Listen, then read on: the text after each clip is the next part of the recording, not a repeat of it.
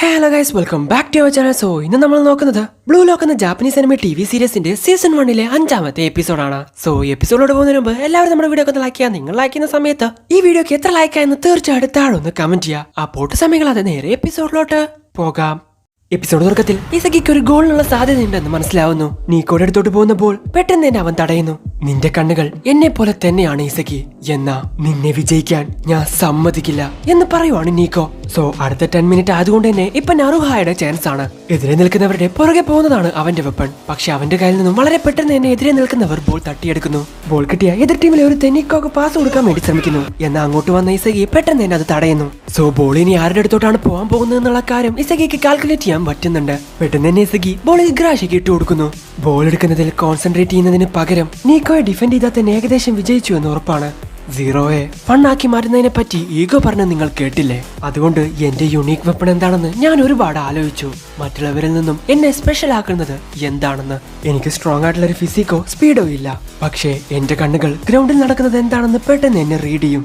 അടുത്തത് എന്ത് ചെയ്യണമെന്ന് എന്റെ ബ്രെയിനിനോട് പറയും. സോ എന്റെ ഈ കണ്ണുകളും എന്റെ ഈ ബ്രെയിനുമാണ് എന്റെ പവർ. അത് നിന്നെ കൊണ്ട് തടുക്കാൻ സാധിക്കില്ല എന്ന് പറയുവാണ് നീക്കോ. ഒരിക്കലും ഗീവപ്പ് ചെയ്യാത്തതാണ് എന്റെ വെപ്പൺ എന്ന് പറഞ്ഞുകൊണ്ട് പന്തും കൊണ്ട് ഓടിക്കൊണ്ടിരിക്കുകയാണ് ഇഗ്രാഷി. ഇനി 10 മിനിറ്റ് കൂടിയേ ബാക്കിയുള്ളൂ. എന്തൊക്കെ സംഭവിച്ചാലും ഹോക്കാവയ്ക്ക് നീക്കോ ബോൾ പാസ് ചെയ്യാതെ നോക്കിയേ പറ്റൂ.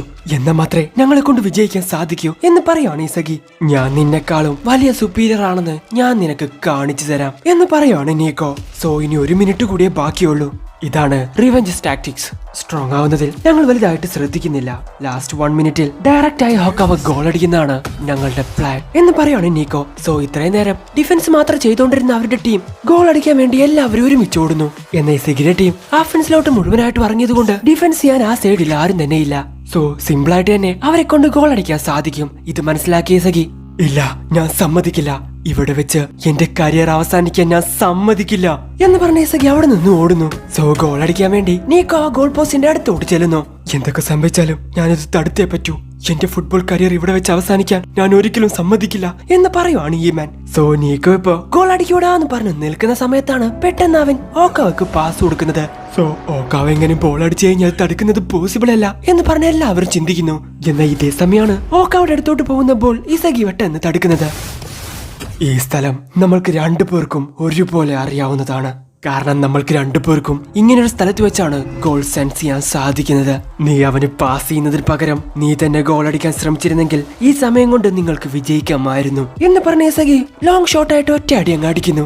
ബ്ലൂ ലോക്കിലോട്ട് വരുന്നതിന് മുൻപ് ഇതേ തെറ്റ് തന്നെയാണ് ഞാനും ചെയ്തത്. അന്ന് അവിടെ വെച്ച് എന്റെ ഫുട്ബോൾ കരിയർ തന്നെ അവസാനിച്ചു എന്ന് ഞാൻ വിചാരിച്ചു. ഞാനും നീയും ഏകദേശം ഒരുപോലെ തന്നെയാ. നീ ബോൾ പാസ് ചെയ്യുമെന്ന് എനിക്ക് അറിയാമായിരുന്നു. സോ നിന്നിൽ നിന്നും ഞാൻ വളരെ വ്യത്യസ്തനായിട്ട് മാറണം, എന്നാൽ മാത്രമേ എനിക്കിവിടെ സർവൈവ് ചെയ്യാൻ സാധിക്കൂ എന്ന് പറഞ്ഞ് ഇസഗി അവിടെ നിന്ന് ഓടുന്നു. സോ ഇതേ സമയം കുനുഗാമി ബോളും കൊണ്ട് മുന്നോട്ട് പോയിക്കൊണ്ടേയിരിക്കുവാണ്. പെട്ടെന്ന് തന്നെ ബാഷിറക്ക് ബോൾ പാസ് ചെയ്യുന്നു. ഡ്രിബ്ലിംഗ് എല്ലാം ചെയ്ത് വീണ്ടും ബോൾ അവൻ മുന്നോട്ട് തന്നെ കൊണ്ടുപോയിക്കൊണ്ടിരിക്കുന്നു. ഇനി നിന്റെ ചാൻസ് ആണ് എന്ന് പറഞ്ഞ് അവൻ ബോൾ പാസ് ചെയ്യുന്നു. അതെ ഞാൻ പിടിച്ചു എന്ന് പറഞ്ഞ ഗിൻ തലയും കൊണ്ട് ആ ബോൾ മുട്ടാൻ വേണ്ടി നിൽക്കുന്ന സമയത്താണ് അവൻക്ക് ആ ബോൾ മിസ്സാവുന്നത്. സോ അതോടെ അവസാനിച്ചു എന്ന് നമ്മൾ വിചാരിക്കുന്ന സമയത്താണ് ബാഷിർ ശരിക്കും അവൻ കാരുന്നില്ല ബോൾ പാസ് ചെയ്തത്.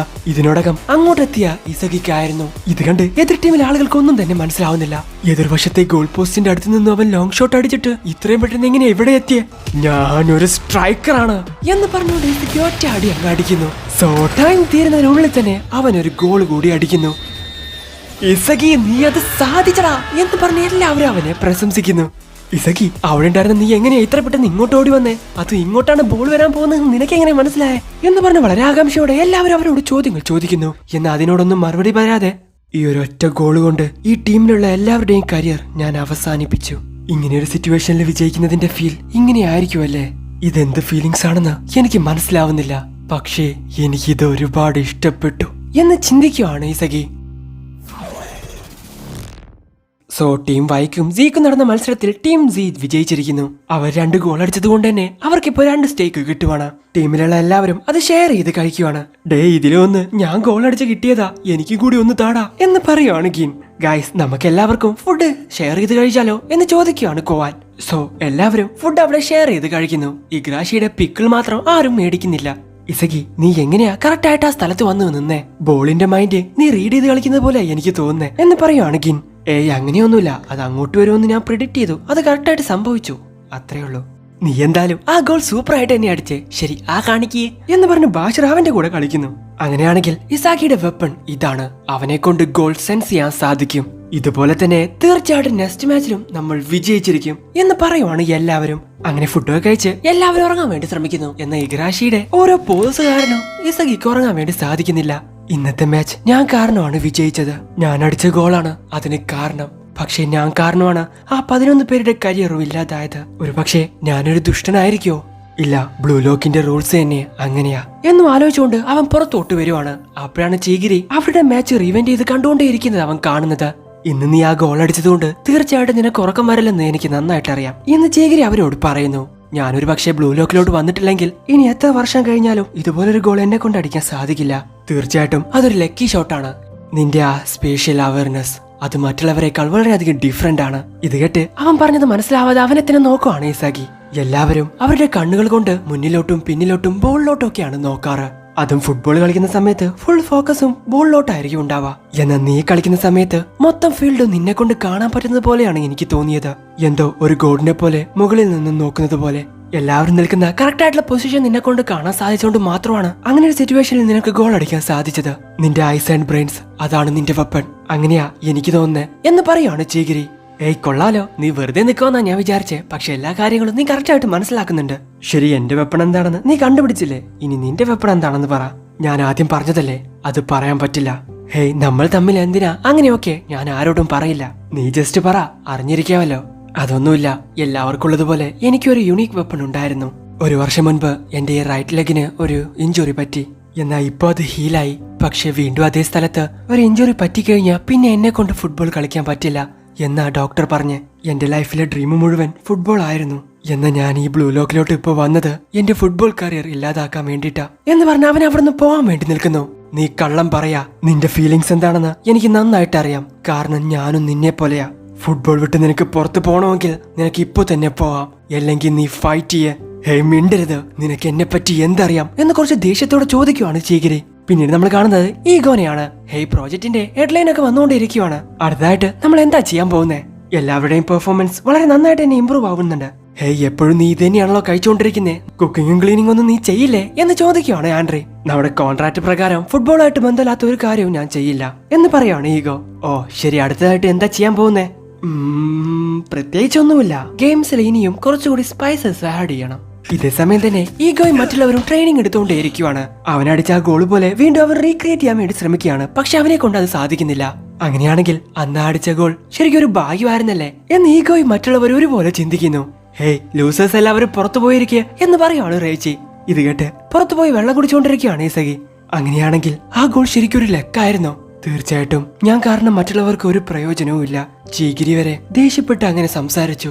ഈ ടീം തോറ്റുപോവാൻ തീർച്ചയായിട്ടും ഞാനൊരു കാരണമാവാൻ പാടില്ല. എന്തായാലും എനിക്ക് മാറിയേ പറ്റൂ എന്ന് ചിന്തിക്കുവാണ് Isagi. Hey hello diamonds in the rough. Team 5-ൽ ഇതുവരെ നടന്നിട്ടുള്ള മാച്ചിന്റെ ഒക്കെ റിസൾട്ട് ആണ് ഇത്. ടീം സി 4th പ്ലേസിലാണുള്ളത്. ടീം വി ആണ് ഫസ്റ്റ് പ്ലേസിലുള്ളത്. ടീം ഡബ്ല്യു തോൽപ്പിച്ച് തീർച്ചയായിട്ടും നമുക്ക് മുന്നിലോട്ട് പോയേ പറ്റൂ എന്ന് ചിന്തിക്കുകയാണ് കോവാൻ. ഇപ്പോൾ ഇൻഡിവിജ്വൽ പ്ലേയേഴ്സിന്റെ പെർഫോമൻസ് വെച്ച് നിങ്ങളുടെ റാങ്കും ചേഞ്ച് ചെയ്തിട്ടുണ്ട്. സോ ടീം സിയില് ഇസഗിയാണ് ടോപ്പിൽ നിൽക്കുന്ന പ്ലെയർ. ടീം സിന്റെ ടോപ്പ് റാങ്കർ ഞാനാണോ എന്ന് അവൻ തന്നെ ചിന്തിക്കുന്നു. അതെ, ശരിയാണ് OEG ഇസഗി. നിങ്ങളുടെ എല്ലാവരുടെയും വെപ്പൺ എന്താണെന്ന് നിങ്ങൾ ഇതിനോടകം കണ്ടുപിടിച്ചു കഴിഞ്ഞു. പക്ഷെ നിങ്ങൾ അത് ഇനിയും പോളിഷ് ചെയ്യണം. ഉദാഹരണത്തിന് നിങ്ങൾക്ക് ലയണൽ മെസ്സിയെ തന്നെ എടുക്കാം. Dribbling and left kick shot അതാണ് അവരുടെ വെപ്പൺ. ആ വെപ്പൺ കാരണം അവർ ഷൈൻ ചെയ്തതുകൊണ്ടാണ് യുണീക്ക് ആയിട്ടും വേൾഡിലെ തന്നെ ബെസ്റ്റ് സ്ട്രൈക്കർ ആയിട്ടും അവർ ഇരിക്കുന്നത്. നിങ്ങൾ നിങ്ങളുടെ വെപ്പൺ കണ്ടുപിടിച്ചിട്ട് മാത്രം കാര്യമില്ല, അതെങ്ങനെ കറക്റ്റ് ആയിട്ട് യൂസ് ചെയ്യണം, എങ്ങനെ കൂടുതൽ ഇംപ്രൂവ് ചെയ്യണം എന്നുകൂടി നിങ്ങൾ മനസ്സിലാക്കണം. എന്നാൽ മാത്രമേ ഒരു യഥാർത്ഥ സ്ട്രൈക്കർ ആയിട്ട് നിങ്ങളെ കൊണ്ട് തുടരാൻ സാധിക്കൂ എന്ന് പറയാണ് ഈഗോ. സോ 24 hours കഴിഞ്ഞു കഴിഞ്ഞാൽ ഇവർക്ക് അടുത്ത മാച്ച് ആരംഭിക്കുന്നതായിരിക്കും. എന്റെ വെപ്പൺ എങ്ങനെയാ ഞാൻ ഇനിയും പോളിഷ് ചെയ്യുന്നേ? എന്റെ വെപ്പൺ ഗോളിനെ സ്മെല് ചെയ്യുന്നതാണ്. ട്രിബ്ലിംഗ് ഷൂട്ടിംഗ് പോലെ എന്നെ കൊണ്ട് അത് ഇംപ്രൂവ് ചെയ്യാൻ സാധിക്കില്ല. ഗോളിനെ സ്മെല് ചെയ്യുന്നത് ആ ഇൻസ്റ്റന്റ് സമയത്ത് മാത്രമേ എന്നെ കൊണ്ട് കാണാൻ സാധിക്കൂ. അത് എപ്പോ വരും എപ്പോ പോകുന്നു എനിക്ക് പോലും അറിയില്ല. കറക്റ്റായിട്ട് പറഞ്ഞ അതൊരു സ്പെഷ്യൽ അവയർനെസ് ആണ്. പക്ഷെ അത് വരുന്ന സമയത്ത് ഞാൻ വീക്ക് ആയിട്ടിരിക്കാൻ പാടില്ല. കറക്റ്റായിട്ട് അത് മുന്നോട്ട് കൊണ്ടുപോകാൻ എന്റെ കയ്യിൽ സ്റ്റാമിന വേണം എന്ന് പറഞ്ഞ ഇസഗി ഇപ്പൊ റണ്ണിംഗ് പ്രാക്ടീസ് ചെയ്തുകൊണ്ടിരിക്കുന്നു. ഹേ ഇസഗി, നീ എന്താ പ്രാക്ടീസ് ചെയ്തോണ്ടിരിക്കുകയാണോ? പക്ഷെ ഞാൻ നിന്നെ വെറുതെ വിടില്ല, ഞാൻ നിന്റെ മുൻപേ ഓടുന്നത് നീ കണ്ടോ എന്ന് പറഞ്ഞ് കുരുഗാമി അവന്റെ പുറകെ ഓടാൻ വേണ്ടി ശ്രമിക്കുന്നു. ടീമിന്റെ ഫസ്റ്റ് റാങ്കർ എന്താണോ ചെയ്യുന്നത് അത് തന്നെ നമ്മൾ എല്ലാവരും ഫോളോ ചെയ്യണം എന്ന് പറഞ്ഞ് ബാഷിറ ഇങ്ങോട്ട് വരുന്നു. ഞാൻ മാത്രമല്ല, നീ ഒന്ന് പുറകിലോട്ട് നോക്കിയേ. നോക്കുന്ന സമയത്ത് അവന്റെ പുറകെ ഓടി എല്ലാവരും പ്രാക്ടീസ് ചെയ്യുന്നു. അവൻ എന്താണോ ചെയ്യുന്നത് അതുപോലെ തന്നെ ചെയ്യാനാണ് മറ്റുള്ളവരും ആഗ്രഹിക്കുന്നത്. ഞങ്ങളുടെ മുൻപിലോടാൻ ഞങ്ങൾ സമ്മതിക്കില്ല ഇസക്കി, കണ്ടോ ഞങ്ങൾ മുന്നിലോട്ട് വരുന്നത് എന്ന് പറഞ്ഞ് എല്ലാവരും വളരെ വേഗത്തിൽ ഓടാൻ വേണ്ടി ശ്രമിക്കുന്നു. ഇതോ കണ്ട ഇസക്കി, ബ്ലൂ ലോക്കിലോട്ട് വരുന്നതിന് മുൻപ് ആരും നോട്ടീസ് ചെയ്യാത്തൊരു നോബഡി ആയിട്ടായിരുന്നു ഞാൻ ഇരുന്നിരുന്നത്. ആ മാച്ചിൽ ഞാൻ പരാജയപ്പെട്ടപ്പോ എന്റെ കരിയർ തന്നെ അവസാനിച്ചു എന്നാ ഞാൻ വിചാരിച്ചത്. എന്നാൽ ഇപ്പോ ഒരു ടീം മുഴുവൻ എന്നെ ഫോളോ ചെയ്തുകൊണ്ടിരിക്കുക. തീർച്ചയായിട്ടും ഒരു ദിവസം വേൾഡിലെ തന്നെ ബെസ്റ്റ് സ്ട്രൈക്കറായിട്ട് ഞാൻ മാറിയിരിക്കും എന്ന് പറയുവാണ് ഇസക്കി. വീക്കായിട്ടുള്ള ഒരുത്തൻ പെട്ടെന്ന് ഒരു ദിവസം മുന്നിലോട്ട് പോയി കഴിഞ്ഞാൽ എല്ലാവരുടെ ഈഗോയെയും അത് ബാധിക്കും. സോ ഇത് ഇനിയും വേറെ ലെവലാവും എന്ന് പറയുവാണ് ഈഗോ. സോ അവിടെ വെച്ച് എപ്പിസോഡ് അവസാനിക്കുന്നു. ബ്ലൂ ലോക്കിലോട്ട് വരുന്നതിന് മുമ്പ് ഇസക്കിക്ക് സ്കിൽസ് ഉണ്ടായിരുന്നെങ്കിൽ പോലും മറ്റുള്ളവരെ പോലെ ഒരു സാധാരണ പ്ലെയർ ആയിരുന്നു അവൻ. എന്നാൽ ബ്ലൂ ലോക്കിലോട്ട് വന്നതിന് ശേഷം അവൻ ഒരുപാടധികം ഇമ്പ്രൂവ് ആയി. മറ്റുള്ളവർ അവനെ ഫോളോ ചെയ്യുന്ന തരത്തിൽ അവൻ ഒരുപാട് വളർന്നു. എന്തായാലും ഇനിയുള്ള എപ്പിസോഡ്സ് വേറെ ലെവലായിരിക്കും. എന്തായാലും നിങ്ങൾക്ക് ഇവിടെ ഇഷ്ടപ്പെടുന്ന ലൈക്ക് ചെയ്യുക, ഷെയർ ചെയ്യുക, സബ്സ്ക്രൈബ് ചെയ്യാത്ത ബെൽ ഐക്കൺ അടുത്ത എപ്പിസോഡ് അടുത്ത ദിവസം വരാതെ. ബൈ.